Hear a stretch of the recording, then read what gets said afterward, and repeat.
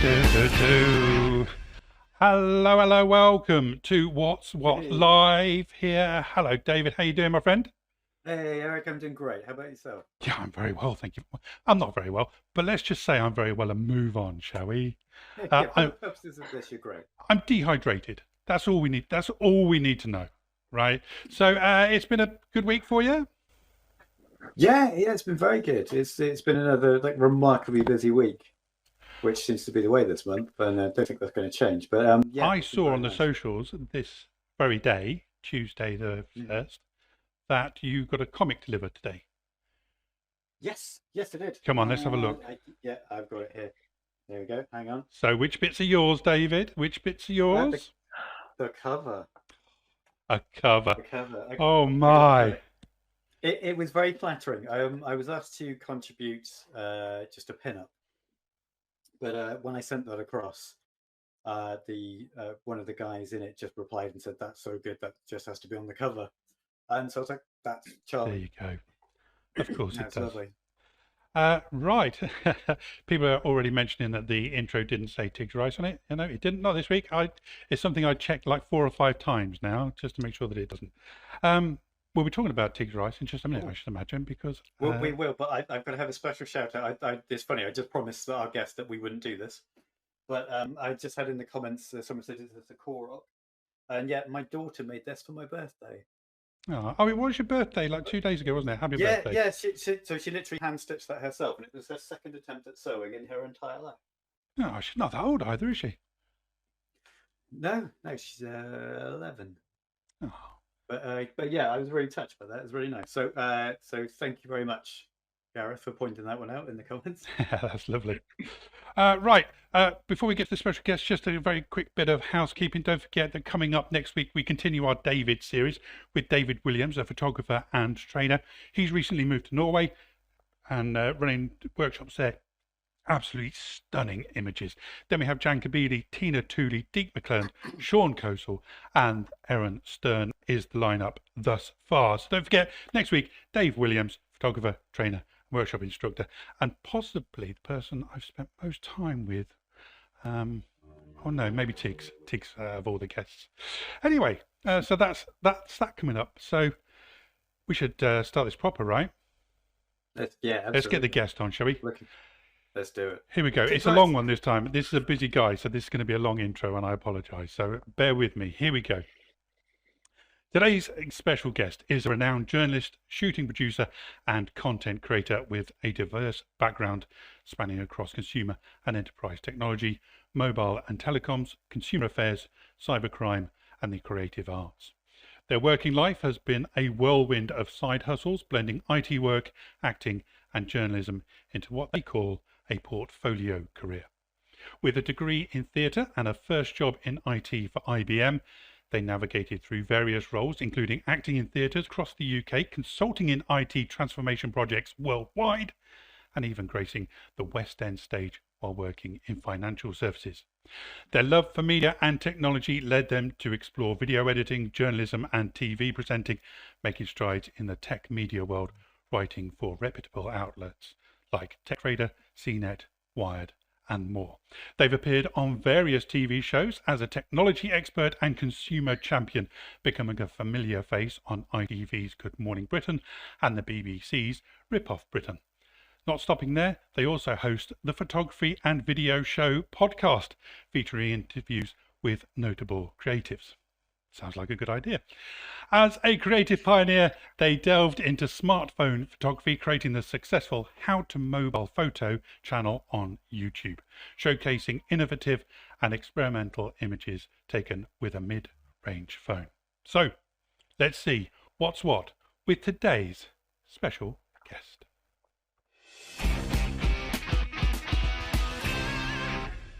It's David McClelland. Got to press the Yay! button. Hello, my friend. Good to Wow. see you. Hello, Eric. Hello, David. Hello, everyone. I have to say that I've never had an introduction like that before, and kind of bringing together all those different bits of my career. I haven't heard it all in the same place, and half of me was thinking, who's that? That sounds really impressive. And the other half was going, yeah, actually, I've done all right. I've pulled lots of threads together, and somehow I'm stringing it all along now. So thank you very much for that. You've taken a lot of care to put that together, and You're really very welcome. it. You're very welcome. And on that note, of course, this is going to, well, let's tackle the elephant in the room straight away. You are a successful person in all these kind of hats that you wear, and still on the rise. I know you're modest, but you're still on the rise. So the question really that everybody's going to be asking is, what are you doing here, David? Honestly, what's this for? I've been chatting with you guys. Well, what were you thinking? I'm treating this as a bit of therapy, I think, and I don't know. Maybe we'll get into it today as we chat about different things that I do now and what's led to them. I don't know. I've kind of been in bits of denial about previous parts of my life and forever having the imposter syndrome. But actually, I'm getting to a point now where I'm feeling as though, actually, no, all of these different bits of what I do are important. They all have helped to create what it is that I do now, even if I, maybe felt a bit insecure about them or imposter syndrome about them in the past. They are who I am now, and I'm just starting to own that a little bit more. So I haven't really spoken about all these different things before in one place. Maybe today's the day. But that's the thing, isn't it? You are, whenever you're writing or you're presenting, it's always about something else. It's never David McClelland giving David McClelland. It's always about this phone, that piece of kit, whatever it may be. So people like myself and other viewers won't know you for all these other things you've done, like the acting. So it's nice to find out about you, right? It's important to know about you. Yeah. All right. So kind of rewinding back in my career, I have actively tried to bury away some of the things that I do for fear of that imposter syndrome. So when I'm starting to make the transition to being a journalist, I kind of wanted to hide away the fact that I'd spent 10 years shouting Shakespeare in big fields and on stages and all the rest of that, and doing panto and all the musical theatre-y stuff that I did, because I felt as though that would somehow lessen the authority, the gravitas that I thought I needed to have as a journalist. I wanted people to look at me and hear the things I was reporting on, and not be, thinking, yeah, but 6 months ago you were being Benedict, or wearing tights and makeup on stage in Scunthorpe, or something like that. So particularly very early on in my I have done that very early on in my career. In my current iteration of it, I would bury away things that I'd done previously because of that imposter syndrome, and I just wanted to be the thing that I was at that time. But of course, the fact that I have done these other things has really helped me on my career to the place that I'm at right now, where, like I say, I feel a bit more comfortable in my own skin, that I am able to own them a little bit more, like I say. Was there something that you did that actually made you realize, actually, no, I am good at this and I can do this and I should do this? Yeah. Okay. So I reached, I think there was a moment, there were maybe, two moments. And it's always easy to look at these things in hindsight and say, there was a moment. It was never quite as clear cut as that, but maybe with 13 or 14 years hindsight, I can pin it down. In about the late 2000s or so, I just got married, thinking about family, all that sort of stuff. And at the same time, I was traveling around an awful lot with my different hats, with my IT consultancy hat. I was coming home from 3 months doing a big transformation project in the Netherlands to go and do panto in Clacton, and then go and do Blood Brothers in Dubai, something like that. I wasn't at home very much. And I thought, this isn't really sustainable. I'm exhausted doing this. I'm paying the bills and this, that, and the other, but not really building much of a family life. So I wanted to find a way of combining these two different parts of what I'd been up until that point, doing tech stuff and being a good communicator. And I went on a course. It was run by a lady called Catherine Wolfe, who's a TV producer, worked on many children's shows in particular.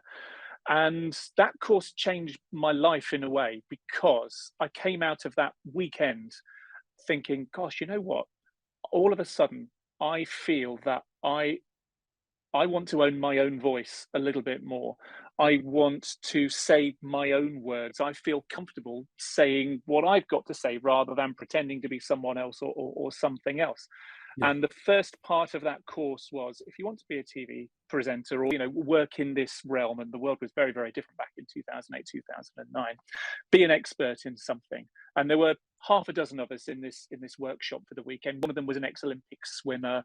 Someone else was working in news at the time, and we were all going, "Oh, I wonder what we should be an expert in. Oh, I quite like food. Oh, I quite like Formula One." And there was me going, "Do I really want to do technology for the next 10 or 15 years?" Oh, and it was just a little moment, and I go, "Oh yeah, go on then." So that's when I started to really own the tech thing. And again, the iPhone had just come out. Apps were starting to become a thing. It was this pivotal time in culture, really, certainly in the West, where consumer technology and technology as a whole was starting to have a real impact on our lives. And there weren't very many people who were owning that space in terms of media, or online, or on television. There was the Gadget Show on Channel 5. Yeah. Tomorrow's World had pretty much gone off air by then. Maybe BBC Click on the World Service news channel was there, but there wasn't very much else. And I thought, I'm in a really good position, because I've got a passion about technology, a passion about consumer technology, read all the gadget magazines, of course. And I think I'm okay at standing in front of a camera, or standing in front of people, and explaining it and sharing ideas about how it could change their lives. So that was when this little cauldron of things started to come together, and this next step in my working life really started to crystallize. So yeah, that was the moment when all of these things came together and started to form more than their whole, I guess. That's really interesting.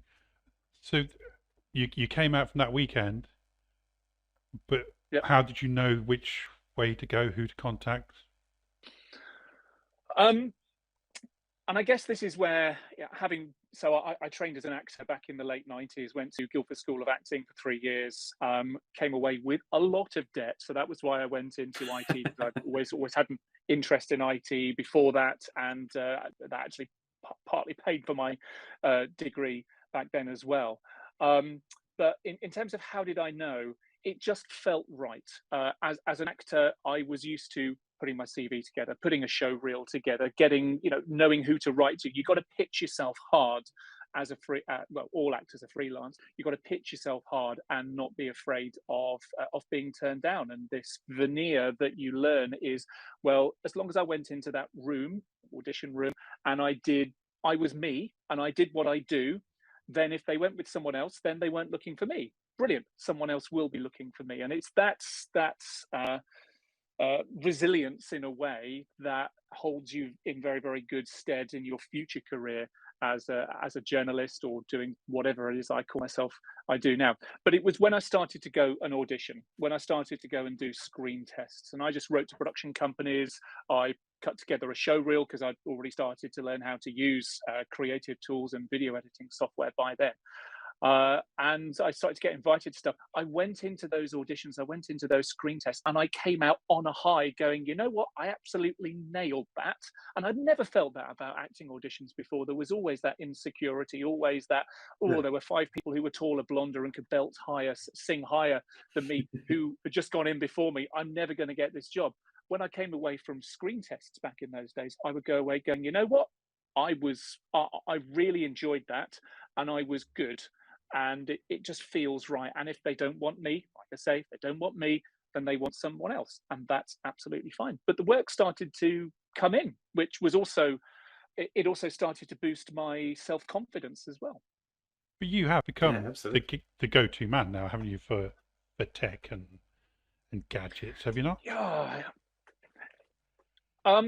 I would contest that a little bit, and I think it goes in cycles. And when you go back to the early 2010s, I guess, when smartphones, tablets, and so on were really, really high on the agenda. I used to present a telly show called Planet of the Apps. There's been a couple of different versions of Planet of the Apps, but back when apps were cool, as I say, I did a lot of gadget stuff back then.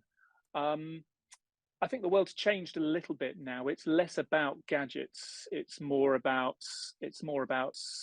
services. It's more about software. Smartphones and gadgets have all kind of ended up being this homogeneous plastic glass thing. Most of them look like this, true. let's face it. So there's less and less to get excited about. But also I've changed as well. And I say now that I'm the bad news tech guy. As soon as something goes wrong with technology, I'm the one who's getting a phone call from an editor late at night, very early in the morning, saying, "Hi Dave, Dropbox, Yahoo, Google, whatever, have been hacked. Can you come on air tomorrow morning and talk about it?" It's almost as though it's my fault. You know, these hoverboard batteries, if they start exploding underneath people's Christmas trees, I'm the one that gets the phone call. And like I say, it's almost as though I'm the one who's having to defend technology.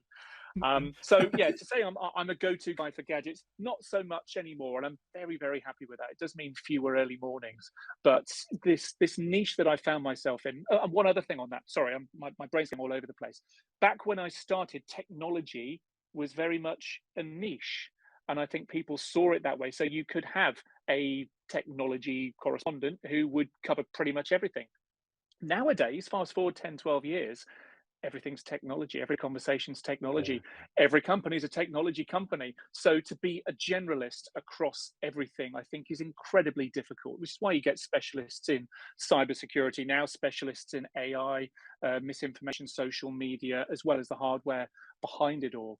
So I would say I've picked, in some ways, the wind has blown me in particular directions, and I found that I've enjoyed them, and I think that there's a future in them. So now it is that cybersecurity, it is that online safety area is one of the areas that I do cover quite a lot. Hence why I work on shows like Rip Off Britain, Watchdog, usually bad news tech shows, let's face it.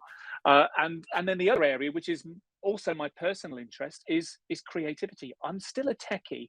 I still work behind the camera, and I go out and shoot, and I go out and create stuff, which is why I've got a real strong connection with the creative industry, which is, Eric, how I know you, how I know Rufus, how I know Tiggs, how I know so many other people over the last 10 or 11 years that I've been really part of that community. So yeah, it's not like a T-shaped skills profile, you know, having a general knowledge and then an area of expertise. I try to be more like an M-shaped skills profile, to have a good general tech knowledge and then have 2 or 3 different pillars that I have a little bit more of a deeper understanding on.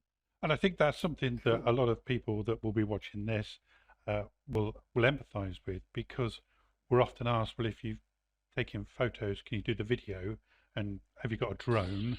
You know, so it just kind of adds on. So I kind of understand where you're coming from. Now, you mentioned a couple of mutual friends there, and I do have a specific question for you here. So a few years ago, I was at the, I know, no, it's something nice. I was at the photography show, and I'd been speaking to Tiggs, and then it all came to an end, and I went to say goodbye to her. And she was off in the distance talking to you. And so I thought, I'd only met you like once, briefly or something, just. And so I sort of kept my distance, but my train's going soon. So I walked up and I said, "I'm really sorry, do you mind if I interrupt?" And you turned around and you went, "Hello, Eric, nice to see you." Now that, I almost fell on the floor. How, now, my question here is twofold. First of all, how do you remember so many people? Because you must meet a lot of people. And my follow-up question to that is, did Tig say, "Oh God, don't look over there, Eric's over there, try and ignore him"? So that's how you know what's going on. But do you have a good memory for names like that? Is that part of your skill set?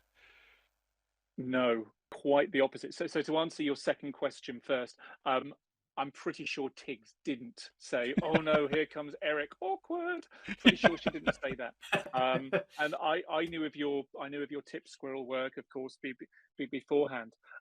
I have what I would call some kind of name dyslexia. I'm rotten with names. I have a visual memory. I need to see a name written down for me to remember it, and it's a real problem in my work if I'm introduced to someone, particularly if I'm filming, if I'm doing roving reporter type stuff, they introduce, my brain is on receive to an extent that I'm taking in so many different bits of information, from the sound, from what they're wearing, to all the other stuff that you get, that sometimes the name goes in one ear and comes out the other. So I have to work really, really hard now to remember people's names, and I will say the name under my breath sometimes, and sometimes mouth it, because just those little things will help me to remember, whether it's some kind of muscle memory or something like that.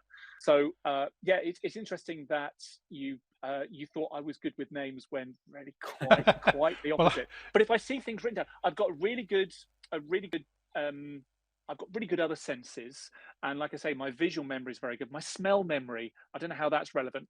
I don't think I'd smelled you before, but my smell memory is really, really strong. I'm sure there's a word for that somewhere. But yeah, my hearing memory, not so much. Okay, David McClelland just asked, I don't know if I've smelt you. That's going on the CV. Sorry for that line. Sorry, David, I interrupt. Oh, I was just going to echo David's sentiment. I had the exact same problem at every networking thing. If like somebody's name isn't written down somewhere, I will meet them and I will recognize them again. And then at a next event, I'm like, I can't remember anybody's name. This is terrible.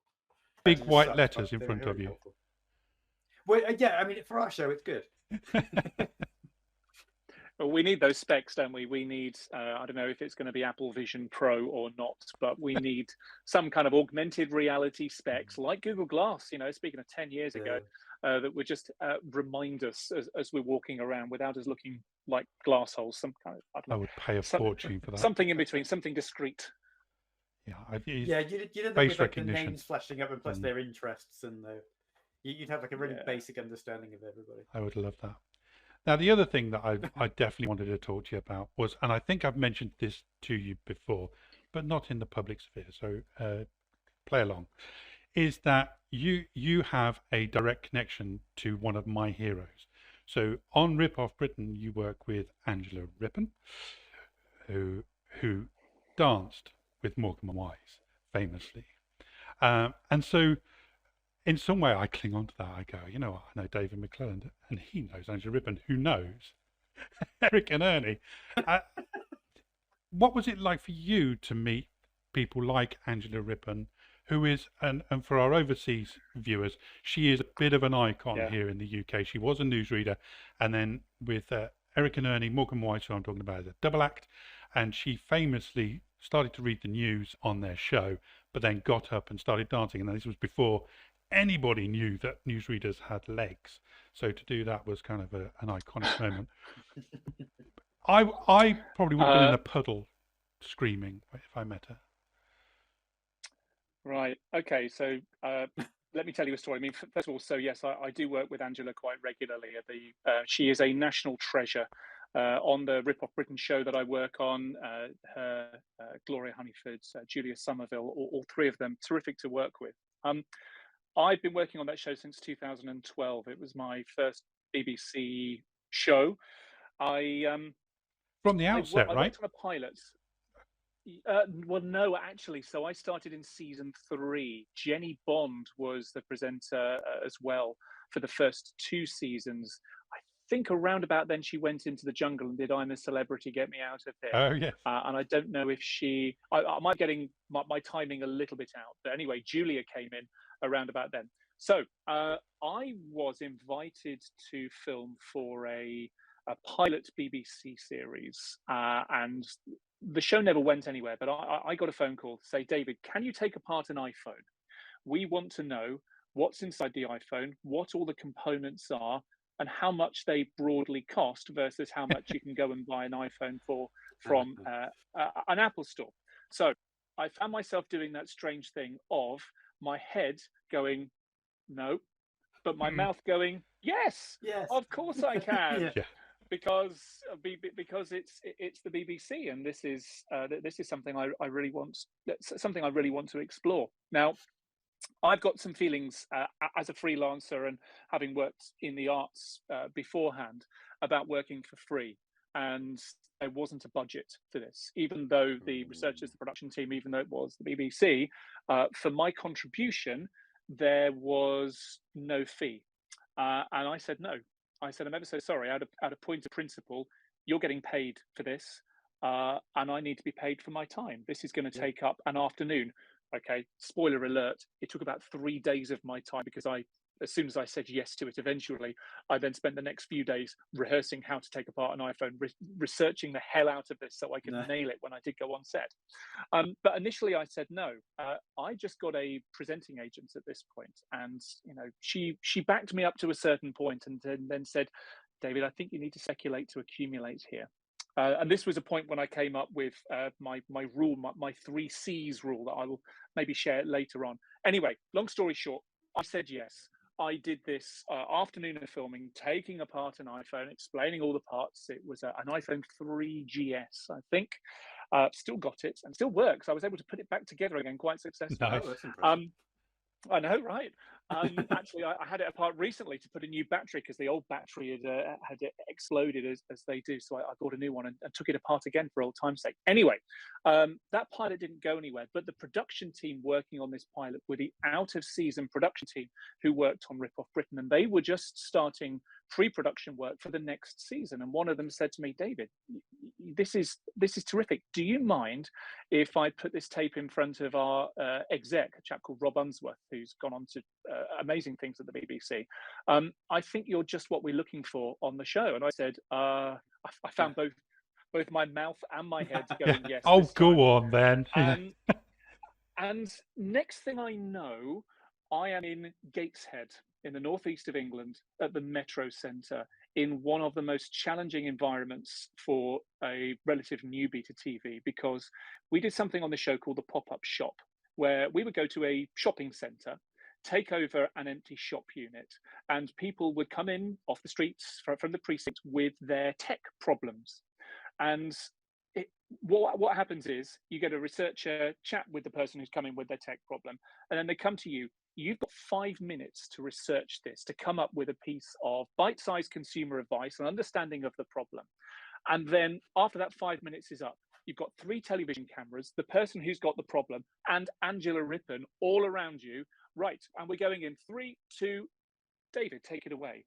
It is incredibly high pressure, because as much as Angela Rippon is this national treasure, she has got keep fit videos and records going back in to the 70s and 80s. She is a fierce journalist. I don't think that she would disagree with me if I would say she certainly doesn't suffer fools gladly. So I had to be absolutely on my A game.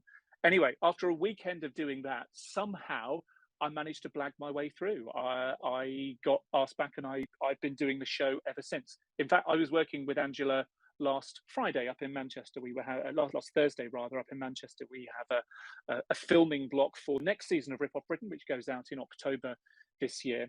And I came away from that having done a couple of items with Angela on Facebook, social media account takeover, and some organised crime groups that are around that I did a lot of research into. And Angela, still 10 years on, is the person I think in TV who I enjoy working with most. And I mean this sincerely, because she pushes me to be better than I thought I can be. And as soon as that camera rolls, she's absolutely on it. I'm absolutely on it. And it's like we're almost playing cards with one another, seeing who can lay the higher hand. And it's an experience that I haven't really had with many other people on TV. So yeah, that's Angela Rippon. She's fearsome, fantastic, very funny to work with, and you'll be seeing a lot more of her on TV over the next 6 months, I think. Good. That warms my heart, that actually, to know that off screen she's the person I thought she was. It's nice to hear you've got good, strong chemistry with her as well. That's hugely important with stuff like that. Yeah, and it also helps that I'm on Angela's speed dial whenever she has a tech problem at home as well. I have become the Golden Girls gadget guy to an extent. So yes, I do get phone calls at strange times saying, David, the same as I do from my family and friends, to be fair. Brilliant. I'm David, enormously jealous. Sorry, I would jump in. You mentioned your 3 C's. Yes. Okay. So For me to accept a job, a job needs to tick 2 out of 3 boxes. Okay. Sure. Now, one of the C's is cheating a little bit, but if it ticks one of the boxes, then or none of the boxes, then I really shouldn't be doing that job. And sometimes when I'm struggling, maybe it's a loyalty thing, maybe my thinking's a little bit clouded for another reason. Actually, just going back to my 3 C's, and my lovely agent Hilary sometimes also asks me to think of my 3 C's when I'm trying to make a decision. It's helped me every time. So my 3 C's are my CV, my cash flow, and my soul. And I know soul isn't a C, and there's probably another word that I can use instead, but because it's not a C, it helps me to remember it. So if a job is good for my cash and my cash flow, but it's not good for my soul, so gambling is something that I don't do. I certainly don't have anything to do with necessarily. If I was getting paid a ton of money to do something to do with gambling, it only ticks one of my boxes, because I'd never put that on my CV. Not that I have a CV really, but you know what I mean, on my LinkedIn bio or whatever. And it certainly wouldn't be good for my soul. So if I said yes, I'd be saying yes for the wrong reason. It only touched one of my C's.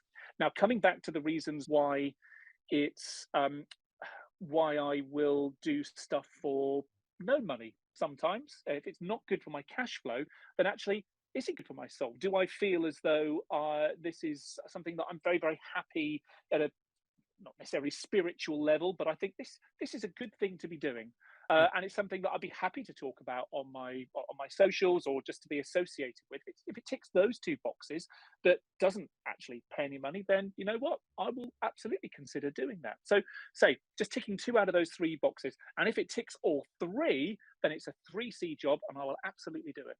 Yeah, brilliant. Thank goodness for that. That's... I guess we've got 2 C's, David.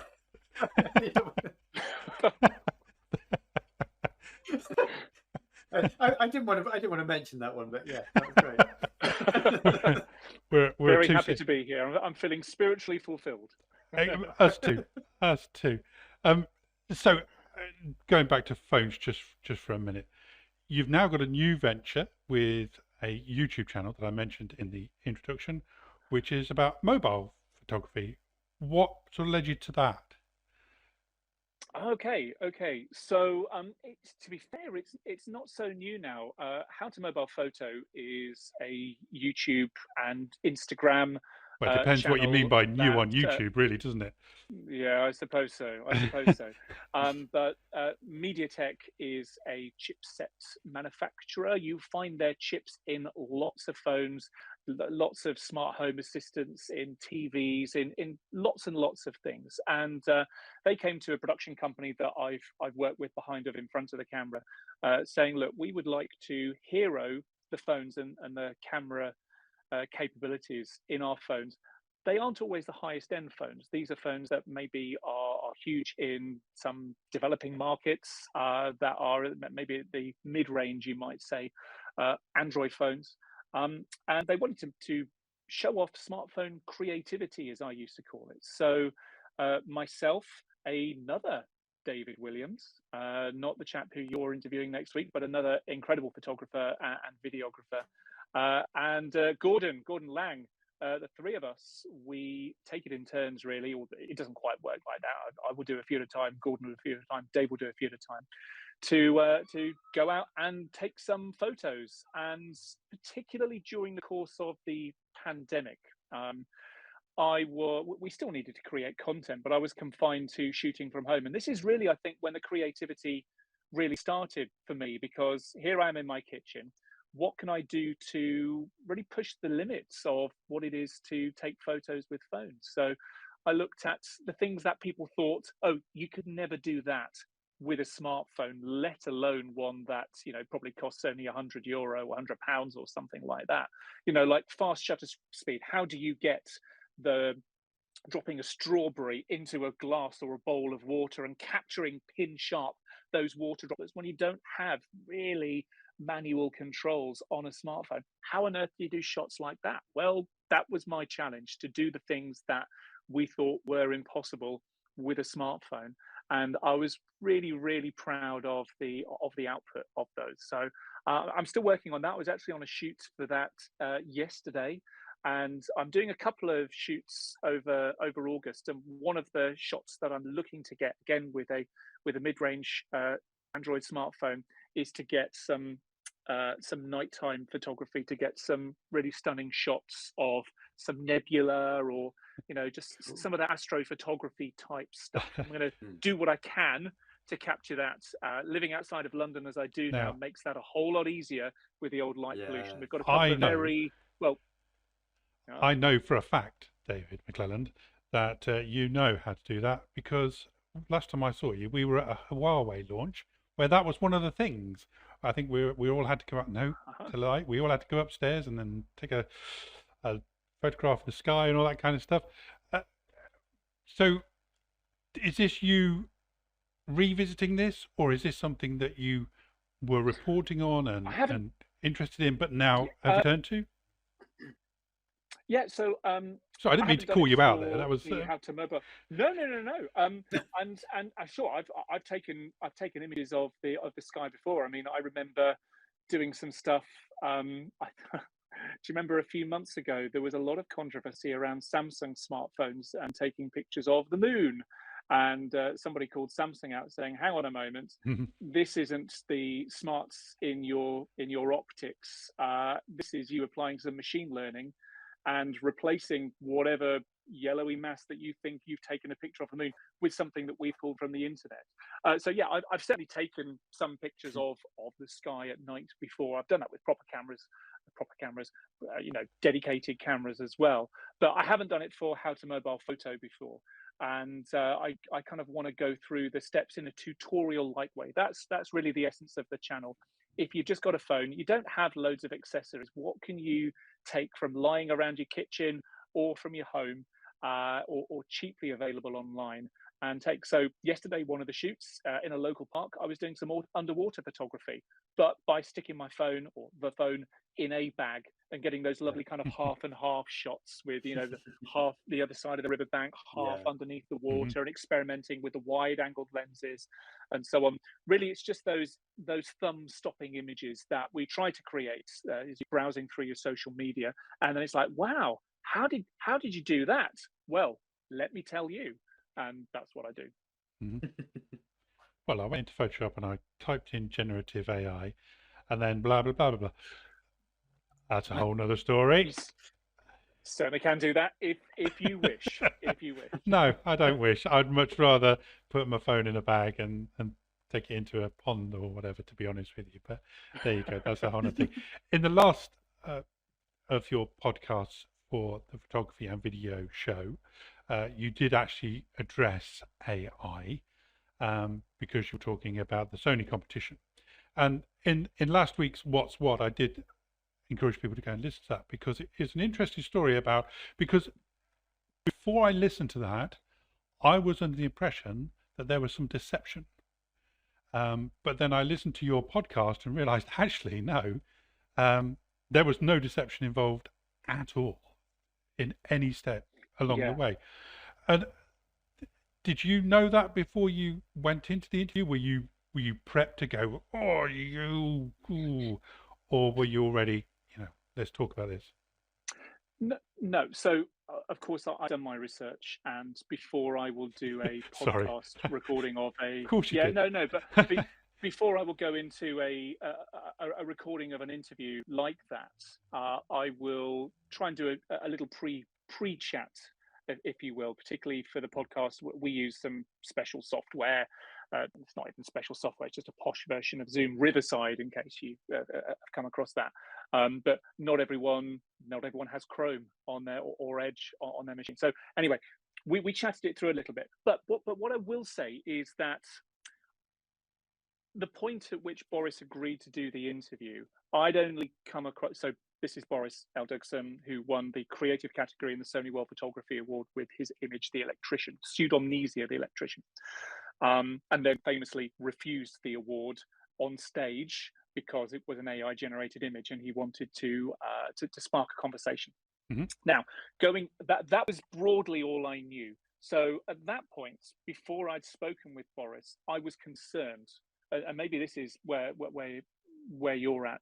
I was concerned that actually Boris was about Boris, that he was about his own ego, and that he wanted to make a fuss about this. And through the process, through reading, through listening to other interviews that he had done, and then through actually interviewing him himself, I realized that no, it's not about Boris at all. He feels very strongly about opening a conversation with the creative community about what it is, about what AI photography, although he will say it's not AI photography, it's prompt photography, from this prompt engineering term that we use when we're getting AIs to do things for us. He really just wanted to kick off a conversation. And as we learned during the course of the interview, he was very straight up. He already was doing a lot of work with regards to generative AI and creating these images. So he entered the competition as a test to see if competitions were ready to accept, ready to enter into the conversation of images that weren't created in the conventional way. And as we concluded, the competitions were not. And while he disclosed it to the PR team at the point at which he entered, and again when he was told before the public announcement, when he was told that he had won the category, he told the team behind the competition, but that word didn't seem to make it out publicly. So there's this conflict then at the point at which it's announced that Boris had won with this captivating image. And there's some questions about how we respond to AI generated images, as you'll hear Hannah and I did on the podcast.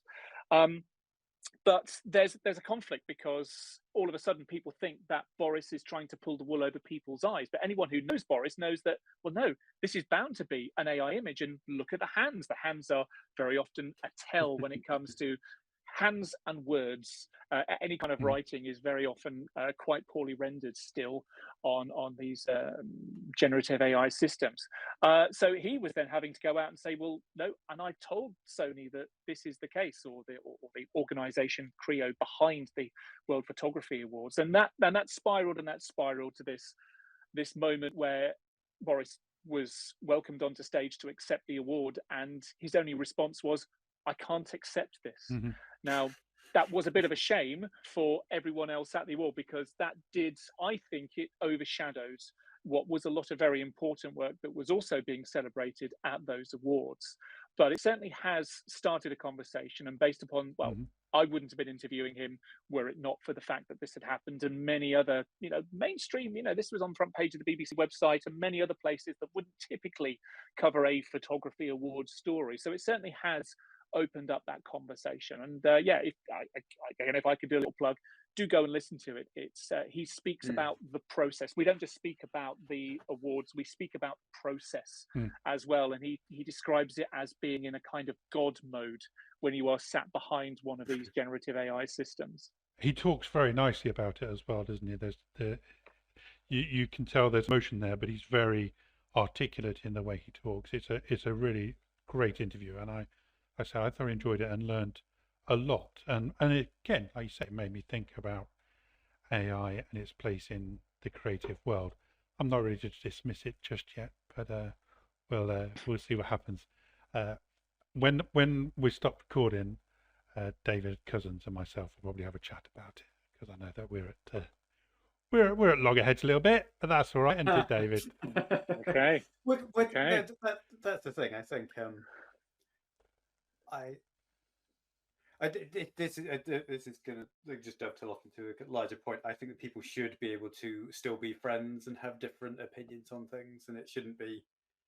We shouldn't be like, you don't agree with me, you're the enemy. It should be, we should have discussions about things. I agree. think that's a much better way of doing things. Well, speaking of podcasts, in that case, if I can give a little nod to, and I think everyone will know about this podcast anyway, I think #1 podcast in the UK, the rest is politics. And, this is Rory and Alistair, and they disagree agreeably. They come from the Labour Party, Conservative Party, very, very different world views, but actually they, in the course of 2 or 3 podcasts a week at the moment, they can talk and they can disagree, but they do agreeably. And I think there is precious little of that mature, responsible debate. We seem to be going in the opposite direction increasingly, and on this side of the pond and on the other side of the pond, sadly. Do you? Yeah, completely agree. I'm going to go out on a limb here, David. Sorry, but when you report on some sort of cybercrime, maybe something about Facebook scaring people that don't necessarily need to be scared, or are you confident that this has to be told because people will get ripped off? That was the Oh, one. that's a really, really good question. Thank you Yeah, very much. that's a good Mhm. question. It took me 6 episodes. So, um, so the short answer is yes. I am very aware, and I used to gauge my mum and my dad. So a lot of the shows that I work on, daytime TV, for example, Rip Off Britain, although it's a prime time reversion. But my typical audience on that show is 55 and above, people who in the past haven't necessarily grown up with technology, shall we say, and therefore on the whole, and I get pulled up on this all the time, but on the whole aren't as comfortable with technology as my generation and certainly generations Yeah. younger than me. And I have heard it said that, particularly with shows like Rip Off, but particularly when I'm talking about technology, if you take the first 2/3 or 3/4 of any item that I cover, it's enough to get people to pretty much turn off the fuse box in their house, turn off the TVs, and never have electricity or the internet live in their homes ever again. And the fact is that the shows are, they are about rip-offs. They are where things have gone wrong. But I do feel very, very passionately about the ability for technology to have a positive impact on Mm. people's lives. And before my mum passed away, sadly, her iPad, her tablet was her window on the world, and that she wasn't able to leave the house for a long time, but that enabled her to do Skype calls with grandkids and to do all of the other amazing things, buying and selling things from eBay and so on. Technology's got can have such a positive impact. So I am conscious of bad news stories. I try to be constructive in my journalism, and I will try always to provide some practical takeaways so that it isn't just scaremongering, and particularly on the cybercrime thing. And this is something that I've come to realize this year, and speaking with some others in the industry, particularly around cybercrime. There's a lot of marketing by fear. There's a lot of conversations around online safety where it is only fear. Actually, can we turn these conversations to be more positive? Can we say, you know what, we totally can be safe online, and here's how to do that, rather than, of course, there are hacks, of course, there are things we need to watch out for, but can we just talk about things in a slightly more positive way so that people are looking at technology from, even when I'm talking about it, in a more positive light? So that's something I'm trying to embrace a little bit more. Do you pass that down to your children? Are you conscious that your children are Oh, online and yeah. So amongst my peer group and schools and so on, people just assume that my kids are more connected than anyone else's kids. Actually, that's not necessarily the case. We still have plenty of parental controls. My children are 13 and 10, and whereas other kids are downloading particularly at the 13 age group, downloading every social media app under the sun and all sorts, we still police very, very carefully. We have a contract with both of our children about the usage of technology, about their devices, and what we can and can't see. So, yeah, we're on it like a car bonnet, Eric, when it comes to technology I can in our imagine. home, because I want it to stay a positive conversation. And Yeah. unfortunately, that does mean trying to stay on the same footing as your kids, and it takes a lot of effort and it takes a lot of time to do that. Mm. Yeah, there's a new one, Yeah. Campfire, that have just been brought out for Pokemon Go, that my eldest grandson is after, and I've just gone, no, you don't need it. You do not need it. Just don't bother. And maybe an overprotective granddad. I don't know. Again, like yourself, I'm a bit on speed dial for that sort of thing. Pokemon Go, crikey. Um, so, but it is a difficult tightrope to walk, isn't it? To say this is okay, this isn't okay, this is okay if is a difficult tightrope to walk. I think if you I use it think different responsibly. people's Yeah, and I think different people's um, bar for what is okay and what isn't okay is different as well. So really, it's about having a conversation. And look, parental controls on devices are great, but they are no substitute for parenting skills. You can tell that's a line I've said before, and it's a line I thoroughly believe in as well. And it's a question of, we don't let our kids use technology upstairs. Kids aren't allowed. So actually, they do have a Amazon Echo in their rooms that's kind of their alarm clock, and we use it as an intercom around the house. Come downstairs, it's dinner time. That sort of thing. But in terms of mobiles and tablets, not allowed upstairs, because we want to at least be in the room or be in the vicinity of whatever it is that they're doing. There will come a time when that's no longer appropriate, but for where our children are at, for where we're at with our children, we're not there yet. I'm a bit It would concerned be now. easier to say yes to everything they ask for. It would be so much easier. But yeah, as you probably guessed, I'm not here for an easy life. Yeah, initially, you're quite right. I'm a bit concerned that this line of questioning is going to end up with that third C. So we'll back off that. I can't afford to get your advice on stuff. So we'll back away quickly. David, thank you very much. We're coming up to the hour, and I want to thank you very much. I'm not going to let you go though without having a look at your home studio, because I have a little bit of jealousy for that. So, oh gosh. I don't even know if. Look there we go. That. Look at that. So that is beautiful. During the course of the pandemic, we moved home, and it was time to move into a dedicated space. So I'm able to do all the different things that I need to do with my life, with my working life in here. I do lots of shooting for telly as well as for online stuff in here. It's been a good little space. I don't even know if my green screen's up and running right now. Let's have a look. No, I think that's reset in the time that we were. Oh, here we go. There we go. There we go. There we go. There we go. Can I? Never mind. Next time. Next time. That's good. Phew. Business is good business. But this is the beauty of technology, isn't David's it? rule number 1 is the 3 C's. The second rule is repeat business is good business. Yes. Well, if we can fill your soul up once more, I'd be delighted. I can always afford to fill people's souls up. Thank you very much. This is the great thing about technology, is that, what are the chances of getting the three of us together? And we've said this before, David Croissant and myself, in that we know these people, but like yourself, I've never had a proper conversation. It's always been, hello, how are you? Yeah, I'm good, thank you. How's things going? Yeah, it's good. And it ships in the night, as it were. So it's been an absolute delight to talk to you here. Thank you ever so much for joining us. And good luck with everything that you're doing. And hopefully now that you've been on What's What, the career will start to go up a little bit. But, you can only hope. If you are... Fingers crossed. This is the rub you needed. If you're on What's What, then stick around. David will be joining us in just a couple of minutes, because by now that we do like to say goodbye to our guests at least 3 or 4 times. So, but for now, please join me in thanking our special guest, David McClelland. Thank you, David. Thank you. Cheers. David McClelland. Look at that. It was great. Knew it would be. I knew it. I told you, didn't I? Well, yeah. I mean, you could have put money on that one, to be honest. Yeah.